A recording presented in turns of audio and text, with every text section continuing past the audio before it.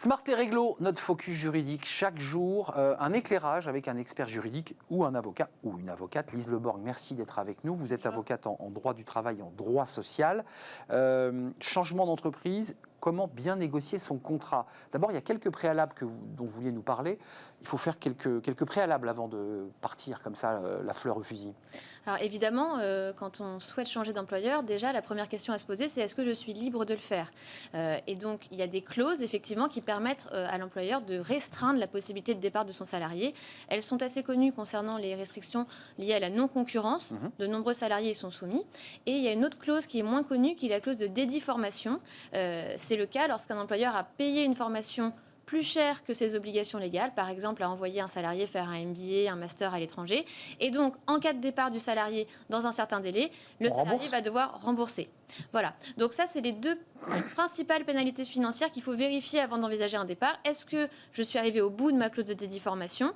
C'est surtout le cas pour les postes à haute responsabilité, type pilote d'avion, avec une haute technicité, qui ont souvent ce type de clause, ou plus couramment les clauses de non-concurrence, même si, évidemment, on peut souvent se rendre compte que la clause de non-concurrence a été stipulée à des fins plus dissuasives que juridiques, et que quand on analyse ces conditions, en fait, elle n'est pas valide. Elle n'est pas validée. C'est-à-dire que même si on a cette clause, en général, l'entreprise vous libère. C'est-à-dire qu'il ne nous libère pas. On a le salarié pense qu'il est lié, et en fait, en analysant avec un professionnel sa clause, on se rend compte soit qu'elle n'est pas limitée dans le temps, ce qui est interdit, pas limitée dans l'espace, ou beaucoup trop large, type l'Europe entière, et donc ça l'empêche d'exercer sa liberté de travailler, ou alors que la contrepartie financière est dérisoire. Et dans ce cas, on peut demander soit la réduction de la clause, du type une clause de 18 mois qui serait réduite à 6 mois, donc ça permet d'envisager son embauche plus sereinement, voire l'annulation de la clause si elle ne répond pas aux impératifs. On va évoquer le statut du dirigeant. Enfin, je suis dirigeant et je change et je redeviens dirigeant, mais je suis vraiment en concurrence avec l'entreprise dans laquelle je vais. Ça se négocie de gré à gré, c'est de la négo avec l'entreprise que je quitte et qui est réellement concurrente. Comment on fait là? Qu'est-ce que dit l'avocat? Alors, en principe, déjà, on attend de voir ce que souhaite faire le précédent employeur, puisqu'il peut très bien lever la clause parce qu'il n'a pas envie de verser la contrepartie financière. D'autant plus quand on a des salaires élevés avec une contrepartie financière type 70%, 90% pendant 12 mois. Le précédent employeur, surtout dans le contexte actuel de restrictions budgétaires, peut se dire, bon, moi, je ne vais pas me mettre ce coût supplémentaire. Donc, il lève la clause. Il lève la clause de lui-même. Là, il n'y a pas de sujet. En revanche, si la clause s'applique, effectivement, on va rentrer dans une négociation. Et sinon, dans un contentieux. Puisque si l'employeur refuse de la lever et que le salarié part tout de même à la concurrence, eh bien là, l'employeur, 1, va évidemment cesser de verser la contrepartie financière, 2, peut agir en référé devant le conseil de prud'homme, ce qui peut être assez embêtant pour une personne physique de se retrouver en litige avec son ancien employeur et donc de supporter les coûts.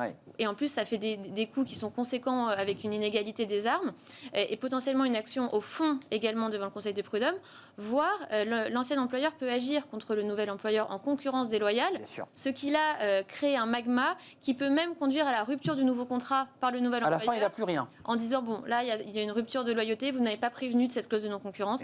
Voilà. Donc l'avocat, effectivement, quand un salarié vient le voir, le premier conseil, c'est déjà d'être clair vis-à-vis de son nouvel employeur. Normal.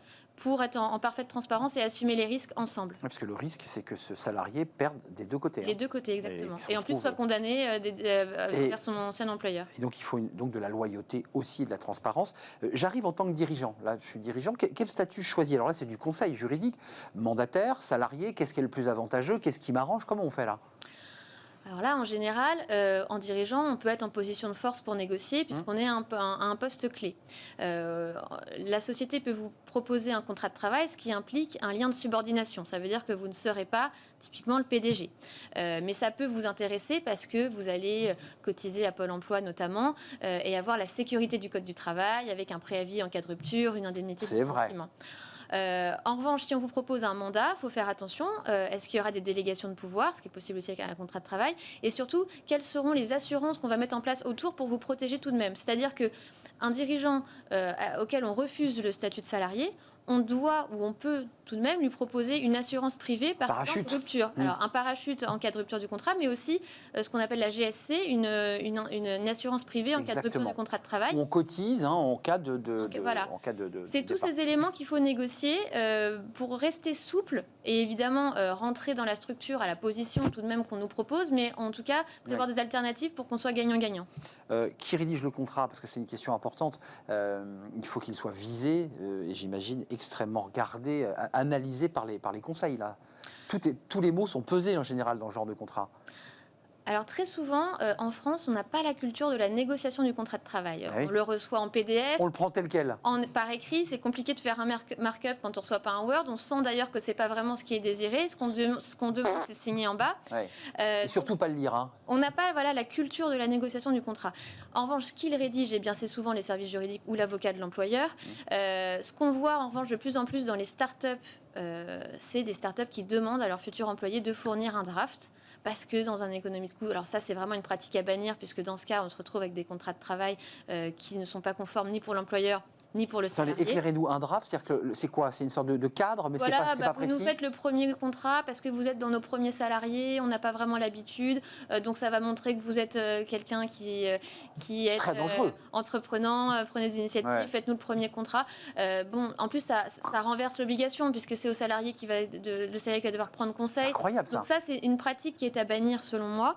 Et puis l'autre pratique qu'on constate également, c'est les sociétés et les salariés qui ne font plus vraiment la différence entre le contrat de travail et le statut de freelance auto-entrepreneur. C'est vrai.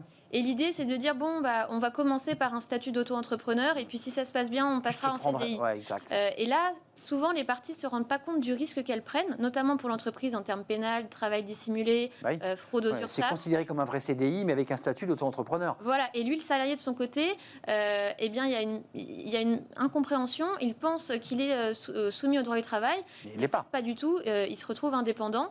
Alors, c'est des formes, en plus, c'est une forme de travail qui n'est pas définie par le code. Très flou. Il y a un observatoire du travail indépendant qui s'est créé, mais pour l'instant, il n'y a pas de définition dans le code du travail.